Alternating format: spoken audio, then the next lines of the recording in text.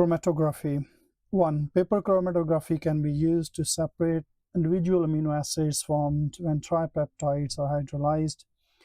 One molecule of tripeptide produces 3 amino acids molecules when hydrolyzed. A student is asked to identify the amino acids formed from the hydrolysis of 3 different tripeptides, A, B, and C, using paper chromatography. Figure 2.1 shows the result of the student's chromatography experiment. The individual amino acids can be identified from the RF value, retardation factor.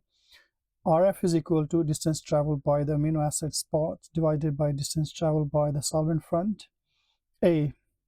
Suggests why each sample is applied to chromatography paper using a thin capillary tube rather than the dropping pipette. This makes the application of the samples more controlled. So we can write down the application of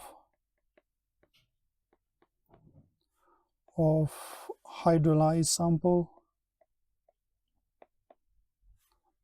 is more controlled.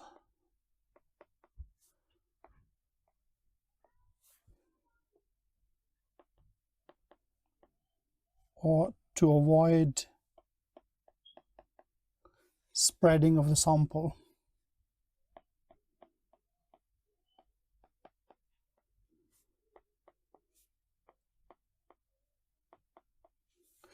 B.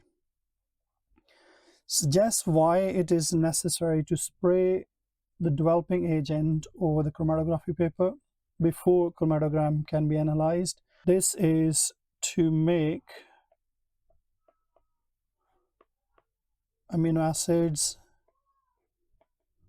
visible,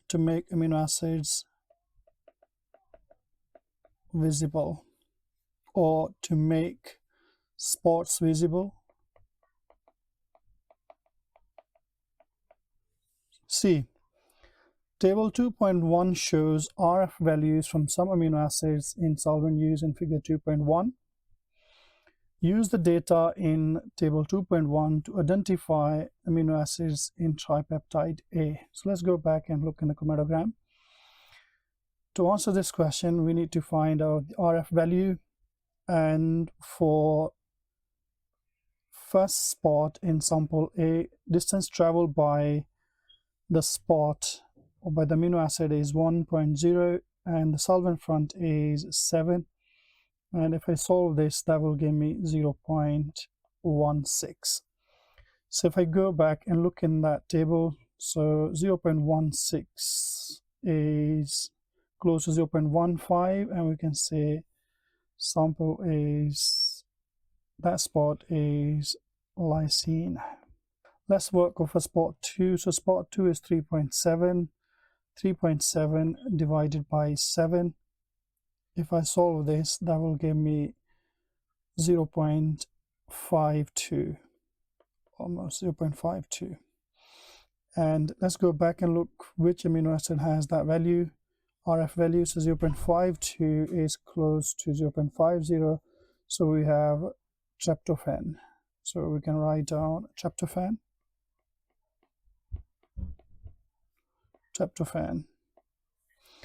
Let's look for the third one. So the third one, distance traveled is around 5.4 to 5.5. So if I solve this with 5.4 divided by 7, that will give me 0.77 RF value. And if we go back into the table, so 0.77 is close to 0.73. We don't have exactly 0.77. So hence the amino acid is leucine. D. Suggests why the hydrolyzed sample B produced only 2 spots. If you look back into the chromatogram, so it's made up of 3 amino acids, but it's produced only 2 spots. So we can say 2 amino acids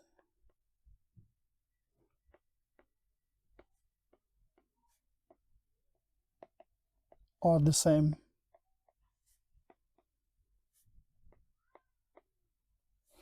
E. 2 of the spots from hydrolyzed sample C overlap, so they almost have similar RF value. State the reason for overlapping. So we can say have similar RF values, have similar RF values. 2. Suggest an improvement to the method that would allow the overlapping spot to be distinguished clearly. We can use a different solvent, so use a different solvent. Or we can use a longer stationary phase. So use a longer stationary phase or chromatography paper to have a better separation. Question 2. A peptide is hydrolyzed to form a solution containing a mixture of amino acids. This mixture is then analyzed using silica gel TLC, thin layer chromatography, using a toxic solvent. The individual amino acids are identified from their RF values. Part of the practical procedure is given below. Step 1. Wearing plastic gloves to hold a TLC plate, draw a pencil line 1.5 cm from the bottom of the plate. 2. Use a capillary tube to apply a very small drop of the solution of amino acids to the midpoint of the pencil line. 3. Allow the spot to dry completely. 4. In the developing tank, add the developing solvent to a depth of not more than 1 cm. 5. Place your TLC plate in the developing tank. Number 6. Allow the developing solvent to rise up to the plate to the top. Number 7. Remove the plate and quickly mark the position of the solvent front with a pencil. Number 8. Allow the plate to dry in a fume cupboard. A.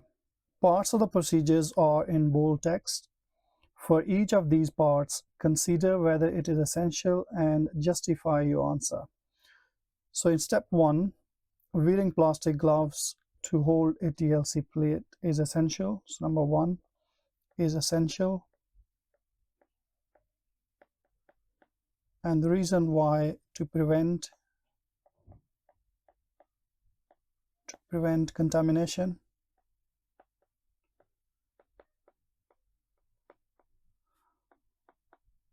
From the hands to the plate.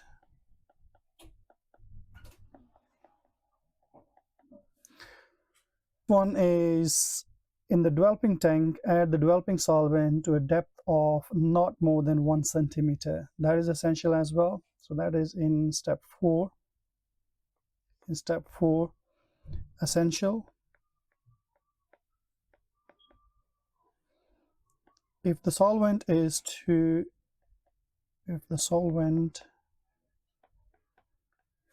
deep, it will dissolve the mixture. It will dissolve the mixture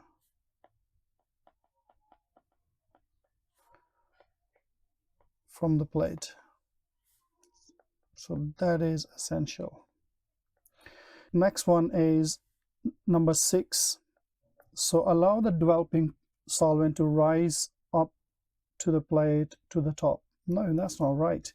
We want to stop it 1 or 2 centimeters below from the top, so we can mark it as a solvent front. So number 6,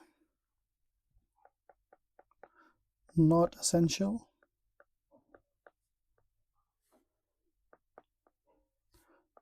The RF value can be calculated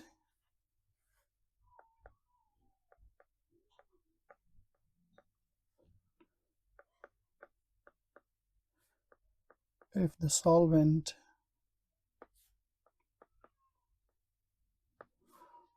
front doesn't reach to the top.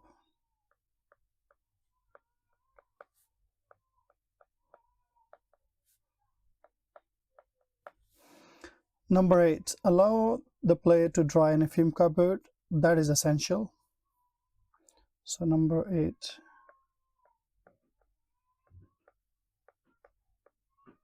essential. The reason why, the solvent is toxic. B.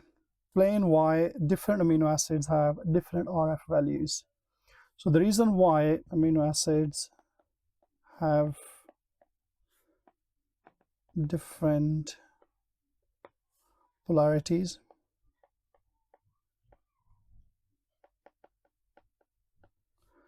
therefore they have different retention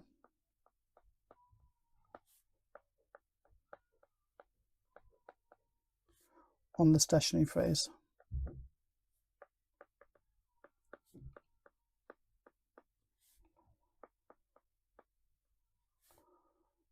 Or different solubility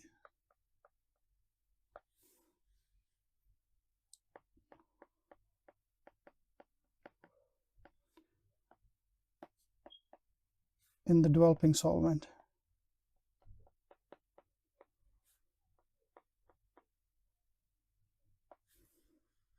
3. Collagen is a protein that is found in skin and blood vessels. A sample of collagen was analyzed using paper chromatography to determine its amino acid composition. Amino acid samples were spotted onto the paper at the start line along with the hydrolyzed collagen sample. The spots represent the distance traveled by the amino acid carried by the solvent. The chromatogram obtained is shown. Distance traveled by the solvent front is 12 centimeter. RF value, so retardation factor is equal to distance traveled by the amino acids divided by distance traveled by the solvent front. Table shows the distance traveled by the amino acids in the sample. Calculate the RF value for proline. So the distance traveled by the proline is 5.6, and the solvent front is 12. 5.6 divided by 12 will give me almost 0.47 is the RF value. Simple, straightforward. 2. The sample of collagen contain all 4 amino acids suggests why there are only 3 spots in the chromatogram from the hydrolyzed collagen. Let's go back and look in the table so we can see the RF value of glycine and lysine is very close together, so 1.8 and 1.6. So we can write down the spots for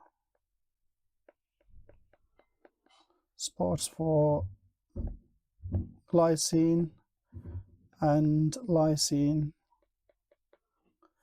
overlap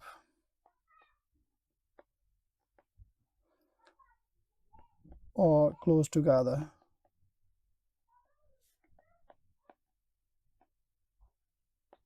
Number 3, more polar amino acids are carried for shorter distance by the solvent as they attach more firmly to the chromatogram paper. So the more polar solvents we're looking for, here we have 2 polar groups. In this one we have again 2 polar group, and in this one, last one, threonine, we have 1, 2, and we have 3 polar groups. So predict which of the amino acid shown would have a smallest RF value. So we're looking for the most polar group, hence the answer is threonine. So like dissolving like is the principle behind this.